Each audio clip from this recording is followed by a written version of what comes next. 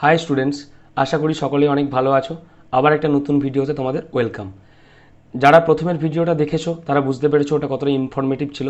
যদি ওটা part 1, part 2 খুব শীঘ্রই আসছে, সো একটু ওয়েট করে যাও। আর এটা আজকে বায়োলজিরই অন্য একটা টপিক, ব্লাড। এটাও খুব ইম্পর্টেন্ট একটা টপিক, সমস্ত রকম পরীক্ষায় এর থেকে কম বেশি কোশ্চেন এসেই থাকে। চলো আজকে আমরা একটা ভিডিওর মাধ্যমে সমস্ত রকম ইনফরমেশান কভার করব। আর যারা প্রথম ভিডিও দেখোনি তার জন্য এই ভিডিওর তলায় ডিসক্রিপশানে আমি লিঙ্ক দিয়ে দেবো। চলো স্টার্ট করা যাক। দেখো, ব্লাড ব্লাড সম্পর্কে আমাদের এই ভিডিওতে আমরা একটু ডিটেলসে জানবো। প্রথমে বলে রাখি ব্লাড কি কাজ করে। আমাদের যে হিউম্যান সার্কুলেটরি সিস্টেম আছে, হিউম্যান সার্কুলেটরি বা পরিবহনতন্ত্র সার্কুলেটরি সিস্টেম আছে, এই সিস্টেমে মুখ্য ভূমিকা পালন করে কে? ব্লাড। কিভাবে? প্রথমত হার্ট থেকে আমাদের ব্লাড কি করে, অক্সিজেনকে এর সাথে মিশিয়ে নিয়ে কোথায় আসে? বডি পার্টে, বিভিন্ন বডি পার্টে নিয়ে আসে ওখান থেকে। আর বডি থেকে CO2 যুক্ত রক্ত কোথায় নিয়ে যায়? হার্টে নিয়ে যায়। এই একটা পরিবহন করে। আর কি করে?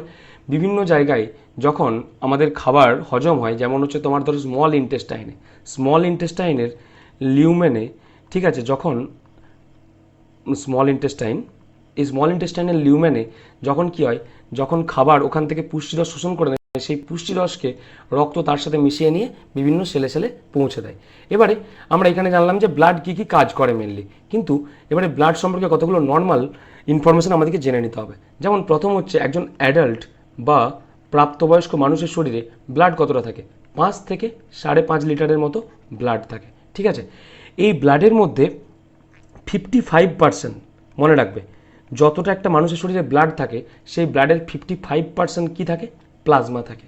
এই প্লাজমা আর কিছুই না, প্লাজমা হচ্ছে এক ধরনের ভিসকাস ফ্লুইড বা এক ধরনের সান্দ্র গাঢ় গাঢ় পদার্থ, ঠিক আছে। এটা গাঢ় কেন হয়? কারণ প্লাজমার মধ্যে কিছু বিশেষ ধরনের প্রোটিন থাকে, যেই প্রোটিনগুলো কী করে? প্লাজমাকে গাঢ় করে, ঠিক আছে। এটাকে আমরা সেমি ফ্লুইডও বলতে পারি, ঠিক আছে। এবার এই প্লাজমা কী নিয়ে গঠিত? প্লাজমা মেনলি, প্লাজমার 90 থেকে 92% থাকে জল বা ওয়াটার। আর বাকি 6 থেকে 8% কী থাকে?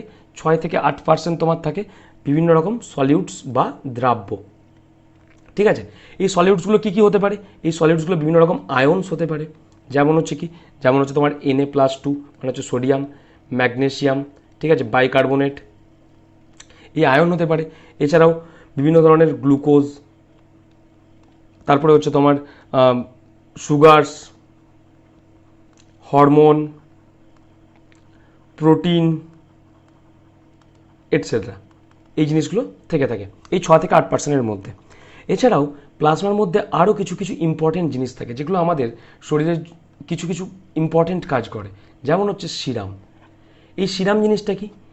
সিরাম আর কিছুই না, সিরাম হচ্ছে প্লাজমা থেকে, আমরা যদি প্লাজমা থেকে ব্লাড ক্লটিং ফ্যাক্টরটা বাদ দিই, ব্লাড ক্লটিং ফ্যাক্টর, তাহলে যেটুকু জিনিস পড়ে থাকে সেটাই হচ্ছে কি? সেটাই হচ্ছে সিরাম। ব্লাড ক্লটিং ফ্যাক্টর কি? আমাদের কোথাও কাটা ছেঁড়া গেলে আমাদের সেখান থেকে ব্লাড বেরোয়। এবারে কিছুক্ষণ পর ব্লাড তো আর সবসময় বেরোতে থাকে না, কিছুক্ষণ পর কী হয়? ব্লাড আপনার থেকে বেরোনো বন্ধ হয়ে যায় এবং সেই জায়গাটা জমাট বেঁধে যায়। এইটা করতে যে সাহায্য করে সেটাই হচ্ছে এই ব্লাড ক্লটিং ফ্যাক্টর, ঠিক আছে। এটা আমরা একটু পরে ডিটেলসে পড়বো। তাহলে প্লাজমা থেকে এই ব্লাড ক্লটিং ফ্যাক্টরটা যদি আমরা বাদ দিয়ে দিই, তাহলে সেটার মধ্যে সেটাকে আমরা কি বলবো? সিরাম। বুঝতে পারা গেছে? তাহলে মেনলি আমরা আরেকবার দেখে নিই, কী বললাম? ব্লাডের মধ্যে কি থাকে? ব্লাডের মধ্যে 55% থাকে প্লাজমা। এটা আর কিছুই না, এটা এক ধরনের ভিসকাস ফ্লুইড, ঠিক আছে। আর কি? আর হচ্ছে এই প্লাজমার মধ্যে মেন কন্টেন্টস কী থাকে? 90 থেকে 92% থাকে ওয়াটার, 6 থেকে 8% থাকে বিভিন্ন ধরনের দ্রাব্য বা সলিউডস, ঠিক আছে। যেগুলোর মধ্যে কি থাকতে পারে? বিভিন্ন আয়ন থাকতে পারে, গ্লুকোজ থাকতে পারে, সুগার, হরমোন, প্রোটিন, এটসেট্রা। এরপরে আমরা প্লাজমার মধ্যে থাকা আরও কিছু কিছু জিনিসকে নিয়ে দেখলাম, যেমন হচ্ছে সিরাম। সিরাম কি? প্লাজমা থেকে যদি আমরা ব্লাড ক্লটিং ফ্যাক্টরটা বাদ দিই, তাহলে যেটা পড়ে থাকে সেটাকে আমরা বলবো সিরাম। এবারে পরের জিনিস হচ্ছে প্রোটিন। প্লাজমার মধ্যে থাকে বিভিন্ন ধরনের প্রোটিন। মনে রাখবে 70 ডিফারেন্ট টাইপসের প্রোটিন থাকে প্লাজমার মধ্যে, কিন্তু তার মধ্যে মোস্ট ইম্পর্টেন্ট হচ্ছে ফাইব্রিনোজেন, অ্যালবুমিন আর গ্লোবিউলিন। ফাইব্রিনোজেনটা এর মধ্যে সবথেকে বেশি ইম্পর্টেন্ট। কারণ কি? কারণ আমরা একটু পরে জানাচ্ছি কেন ইম্পর্টেন্ট। তাহলে আমরা প্রোটিনও দেখে নিলাম। এবারে আসছে মিনারেলস। প্লাজমার মধ্যে বিভিন্ন রকম মিনারেলস থাকে, যেমন কি? যেমন ধরো তোমার sodium, potassium, iron, magnesium etcetera. তাহলে আরেকবার চলো রিভিশন করে নেওয়া যাক। তাহলে ব্লাড কি থাকে? ব্লাডের মধ্যে মেনলি 55% প্লাজমা থাকে। সেই প্লাজমার মধ্যে আবার 90 থেকে 92% জল দ্বারা গঠিত, আর 6 থেকে 8% বিভিন্ন দ্রাব্য দ্বারা গঠিত। এই প্লাজমার মধ্যে আরও কিছু কি ইম্পর্টেন্ট জিনিস থাকে, যেমন সিরাম, প্লাজমা প্রোটিন, মিনারেলস। ঠিক আছে, সিরাম কি? সিরাম হচ্ছে প্লাজমা থেকে যদি আমরা ব্লাড ক্লটিং ফ্যাক্টরটা বাদ দিয়ে দিই তাহলে যেটা পড়ে থাকে সেটা সিরাম। প্রোটিন কি? প্রোটিন 3টে ইম্পর্টেন্ট প্রোটিন থাকে আমাদের প্লাজমার মধ্যে, একটা হচ্ছে ফাইব্রিনোজেন, একটা হচ্ছে অ্যালবুমিন, একটা হচ্ছে গ্লোবিউলিন। ঠিক আছে, আর মিনারেলস কি? সোডিয়াম, পটাশিয়াম, আয়রন, ম্যাগনেসিয়াম, এরকম ডিফারেন্ট মিনারেলস দেখতে পাওয়া যায়। এবারে চলে আসা যাক, এখানে আরেকটা ইম্পর্টেন্ট জিনিস আছে যে ব্লাড, এটা তোমরা জানো অবশ্যই সকলে, ব্লাডের কালার রেড কেন হয়? কারণ কি? ব্লাডের মধ্যে একটা পিগমেন্ট থাকে যেটাকে বলা হয় হিমোগ্লোবিন। কি বলা হয়? হিমোগ্লোবিন। হিমোগ্লোবিন, ঠিক আছে, এটা এক ধরনের রেড পিগমেন্ট, লাল কালারের রঞ্জক পদার্থ। এই কারণে কি হয়? এই কারণে রক্তের কালার লাল হয়। বুঝতে পারা গেছে? এটা নিশ্চয়ই জানো। এবারে আসছি অ্যান্টিকোয়াগুলেন্ট। এটাও একটা পদার্থ যেটা কোথায় থাকে? যেটা থাকে আমাদের প্লাজমার মধ্যে। অ্যান্টিকোয়াগুলেন্ট জানার আগে আমরা একটা জিনিস ছোটোবেলায় তোমরা পড়ে থাকবে, রক্ততঞ্চন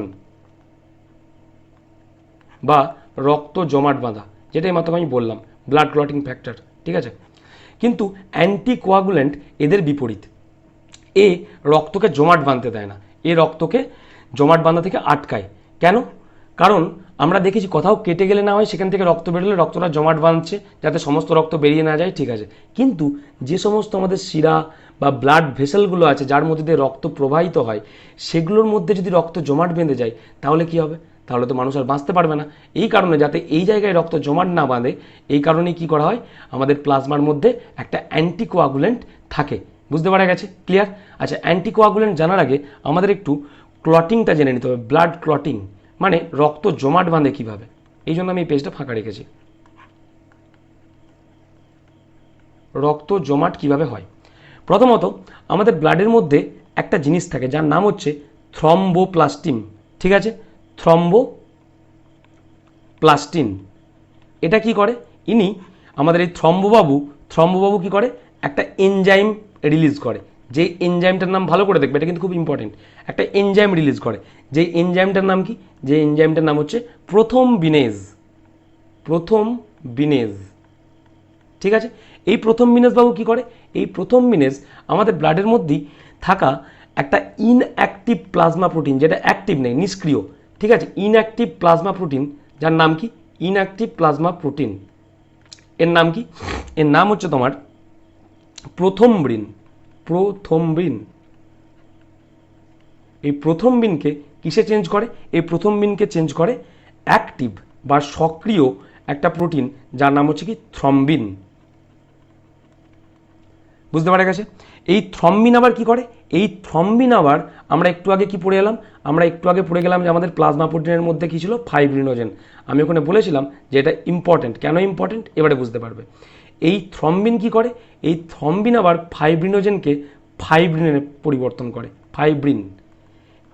ঠিক আছে, এই ফাইব্রিন রক্ত জমাট বাঁধতে সাহায্য করে বা ব্লাড ক্লটিংয়ে সাহায্য করে।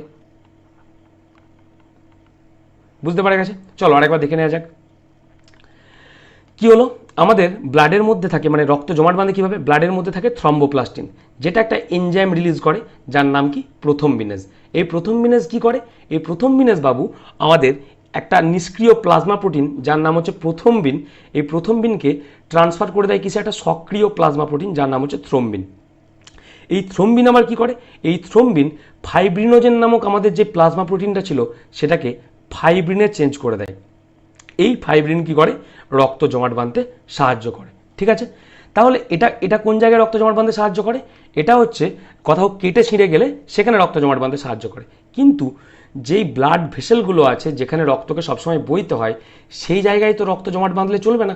এই কারণে আমাদের প্লাজমার মধ্যে একটা স্পেশাল জিনিস থাকে যেটা হচ্ছে অ্যান্টিকোয়াগুলেন্ট, যেটা কি, যেটার নাম হচ্ছে হেপারিন বা যাকে আমরা বলে থাকি অ্যান্টিপ্রোথ্রম্বিন। অ্যান্টিপ্রোথ্রম্বিন এ কি করে, এ হচ্ছে আমাদের প্রথম্বিনকে থ্রম্বিনে চেঞ্জ করতে দেয় না।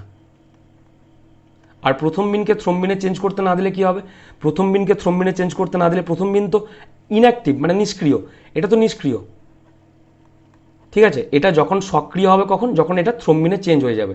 কিন্তু এই হ্যাপারিনটা কি করে, হ্যাপারিন হচ্ছে নিষ্ক্রিয় প্রোটিনটাকে নিষ্ক্রিয় রেখে দেয়, থ্রম্বিনে চেঞ্জ বা সক্রিয় প্রোটিনে চেঞ্জ হতে দেয় না। এই কারণে কি হয়, রক্ত জমাট বাঁধে না। বুঝতে পারা গেছে। এই হ্যাপারিন মেনলি কোথা থেকে তৈরি হয়, লিভার থেকে তৈরি হয়, আর হচ্ছে আমাদের বেসোফিল থেকে। ঠিক আছে, বেসোফিল কোথায়, বেসোফিল হচ্ছে আমাদের শ্বেত রক্তকণিকার একটা কণিকা, ঠিক আছে, যাকে বেসোফিল বলা হয়। এখান থেকে আমাদের হ্যাপারিন তৈরি হয়। আশা করছি বুঝতে পারা গেছে, ক্লিয়ার হয়েছে। চলো এবারে প্লাজমার বিভিন্ন রকম ফাংশন আছে, দেখা যাক এগুলো সোজা।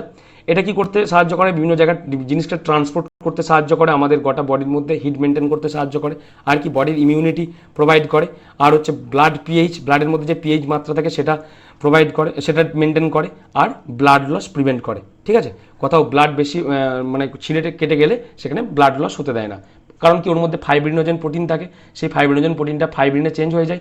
ঠিক আছে, যেটা আমরা একটু আগে পড়ে এলাম। বুঝতে পারা গেছে আশা করছি।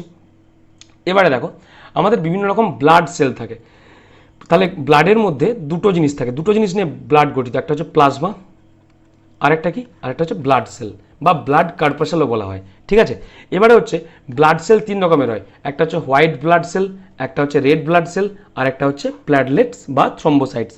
এই রেড ব্লাড সেলকে আমরা আরেকটা নামেও ডেকে থাকি, খুব ইম্পর্টেন্ট, পরীক্ষায় পড়ে যায়, এরিথ্রোসাইট, এরিথ্রোসাইটস। আর হোয়াইট ব্লাড সেলকে আমরা কি বলে থাকি, হোয়াইট ব্লাড সেলকে আমরা মেনলি বলে থাকি লিউকোসাইট, লিউকোসাইটস। বুঝতে পারা গেছে, লিউকোসাইটস। আর প্লেটলেটসের নাম কি, থ্রম্বোসাইটোসিস। ঠিক আছে, থ্রম্বোসাইটস। প্লেটলেটসকে আমরা কি নামে ডেকে থাকি, থ্রম্বোসাইটস। তাহলে ব্লাড সেল বা ব্লাড কার্পাসেল তিন রকমের হয়, একটা হচ্ছে আরবিসি যাকে আমরা এরিথ্রোসাইট বলে থাকি, একটা ডাব্লিউবিসি যাকে আমরা লিউকোসাইট বলে থাকি, আর একটা কি প্লেটলেটস যাকে আমরা থ্রম্বোসাইট বলে থাকি। এবার এখান থেকে ইম্পর্টেন্ট কোশ্চেন চলে আসে কি, আরবিসি, আরবিসির মধ্যে কোনো রকম নিউক্লিয়াস থাকে না, নিউক্লিয়াস নেই, নিউক্লিয়াস নেই। ঠিক আছে, আরবিসির এজ কত দিন হয়, আরবিসির এজ হয় কত, 120 ডেজের মতো, এর বেশি এরা বাঁচতে পারে না। ঠিক আছে, আরবিসি আর কি কি হতে পারে, এটা তোমার বাইনো কনকেভ টাইপের, এর আকার কীরকম হতে পারে, বাইনো কনকেভ মানে কি, কনকেভ মানে এরকম, আমরা কনকেভ লেন্স কনভেক্স লেন্স পড়েছি না, বাইনো কনকেভ ঠিক এরকম। ঠিক আছে, দুদিকই বাইনো এরকম টাইপের হতে হয়। আর কি এছাড়াও এটা হচ্ছে আমাদের আরবিসি তৈরি কথা থেকে হয়, আরবিসি মেনলি তৈরি হয় বোন ম্যারো থেকে হতে পারে। আর কোথা থেকে তৈরি হয়, আরবিসি বোন ম্যারো থেকে তৈরি হয়, আর তোমার মেনলি বোন ম্যারো থেকেই হয়। আর কোথায় যে নষ্ট হয়, নষ্ট হয় তোমার, এটা যে নষ্ট হয় তোমার স্প্লিনে, ঠিক আছে, বা প্লিহা। এই জন্য স্প্লিনকে কি বলা হয়, graveyard of RBC, graveyard of RBC. এতটা ক্লিয়ার, বুঝতে পারা গেছে। এবারে দেখো, এবারে হোয়াইট ব্লাড সেল আসা যাক। হোয়াইট ব্লাড সেলটা একটু একটু বড় হবে, দেখে নাও। হোয়াইট ব্লাড সেল বা লিউকোসাইটকে আমরা দুটো ভাগে ভাগ করে নিই, একটা হচ্ছে কি, একটা হচ্ছে গ্র্যানুলোসাইট, গ্র্যানুলোসাইট, আর একটা কি অ্যাগ্র্যানুলোসাইট।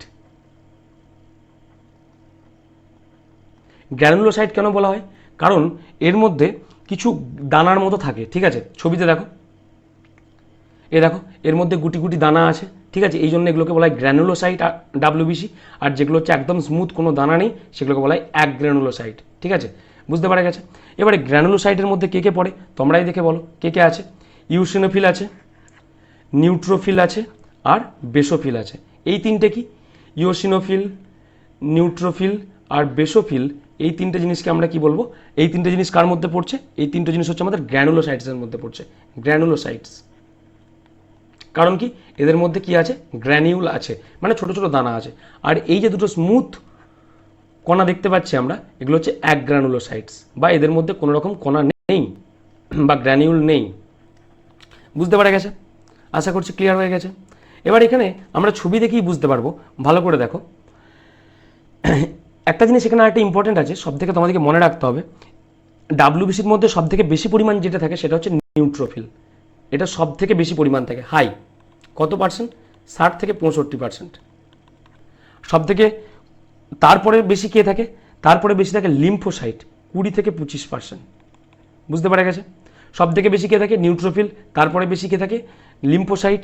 সব থেকে কম মাত্রায় যে থাকে সে হচ্ছে বেসোফিল, 0 থেকে 1%। ক্লিয়ার? আশা করছি ক্লিয়ার হয়ে গেছে। আর সব থেকে বেশি পরিমাণ রক্তের মধ্যে কে থাকে? আরবিসি থাকে। আর এই আরবিসির মধ্যেই হিমোগ্লোবিন থাকে। বুঝতে পারা গেছে? এই আরবিসির মধ্যেই হিমোগ্লোবিন থাকে বলে এটা রেড কালারের হয়। এবারে তোমাকে মনে রাখতে হবে, হোয়াইট ব্লাড সেল কিন্তু কালারলেস, এর কোনো কালার নেই। ঠিক আছে, কারণ এর মধ্যে হিমোগ্লোবিন থাকে না। আর কি, এই হোয়াইট ব্লাড সেলের মধ্যে আরেকটা জিনিস ইম্পর্টেন্ট, যে এটা কীরকম হয়? এটা রাউন্ড শেপড হয়, রাউন্ড শেপড, গোলাকার। ওটা কীরকম ছিল? ওটা বাইনোকনকেভ ছিল, ঠিক আছে, একটু বেঁকানো টাইপের। হ্যাঁ, আর কি, আর এরা কিছু বছর থেকে, কিছু ঘন্টা থেকে, কিছু মাস বাঁচতে পারে। সরি, কিছু বছর ভুল বললাম, কিছু ঘন্টা থেকে, কিছু দিন থেকে, কিছু মাস বাঁচতে পারে। কারণ আমাদের ডাব্লিউবিসিরা, ঠিক আছে। আর প্ল্যাটলেটস, প্ল্যাটলেটস কি? এদের মধ্যেও কি নিউক্লিয়াস নেই, নিউক্লিয়াস নেই। আর হোয়াইট ব্লাড সেলের মধ্যে কিন্তু নিউক্লিয়াস আছে, এটুকু মাথায় রাখবে। বুঝতে পারা গেছে? তাহলে আমাদের ক্লিয়ার। চলো এটাই আমরা নোটের আকারে একটু দেখে নিই। আরবিসি, আরবিসির আমাদের শরীরের মধ্যে সব থেকে বেশি পরিমাণ থাকে, 4 থেকে 5.5 মিলিয়ন, ঠিক আছে। ডাব্লিউবিসি 6000 থেকে 8000 মিলিমিটার কিউব। আর প্লেটলেটস 1,50,000 থেকে 3,50,000 মতো। এবারে দেখো এর আকার কীরকম? বাইনোকনকেভ বা সার্কুলারও হতে পারে। এ কীরকম হয়? রাউন্ডেড বা ইরেগুলার, কোনো নির্দিষ্ট শেপ নেই, ঠিক আছে। আর প্লেটলেটস এটা রাউন্ডেড হয়। এর কালার হয় রেড, কারণ কি এর মধ্যে কী থাকে? হিমোগ্লোবিন থাকে, হিমোগ্লোবিন থাকে। এ কালারলেস হয়, ঠিক আছে। আর এও কালারলেস হয়। এটা মেনলি কোথা থেকে তৈরি হয়? আরবিসি লিভার থেকে তৈরি হয়, স্প্লিন থেকে তৈরি হয়, বোন ম্যারো থেকে তৈরি হয়। আর WBC bone marrow, lymph node, spleen, thymus, tonsil এইসব জায়গা থেকে। আর প্লেটলেটস মেনলি বোন ম্যারো থেকে, ঠিক আছে। আরবিসি কতদিন বাঁচে? 120 দিনের মতো। ডাব্লিউবিসি কিছু দিন থেকে কিছু মাস পর্যন্ত বাঁচতে পারে, ঠিক আছে। গ্র্যানুলোসাইটসরা মেনলি কিছু ঘন্টা থেকে কিছু দিন বাঁচে। গ্র্যানুলোসাইটস কোনগুলো? আবার মনে করো, গ্র্যানুলোসাইটস কোনগুলো? যাদের মধ্যে গ্র্যানুয়ালস ছিল বা ছোটো ছোটো কণাগুলো ছিল, যেমন হচ্ছে ইউসিনোফিল, বেসোফিল, নিউট্রোফিলস। আবার নিউট্রোফিলস কি? সব থেকে বেশি পরিমাণে থাকে। তারপরে দ্বিতীয় নাম্বারে কে আছে? আমাদের লিম্ফোসাইট, সব থেকে কম পরিমাণ কে থাকে? বেসোফিল। বুঝতে পারা গেছে? এবারে দেখো, আর প্লেটলেটস 8 থেকে 10 দিন বাঁচে, ঠিক আছে। আশা করছি বুঝতে পেরেছো, ভিডিওটা ইনফরমেটিভ ছিল। চলো আজকের মতো এখানেই, বাই, টাটা। পরে আবার নেক্সট ভিডিওতে দেখা হচ্ছে।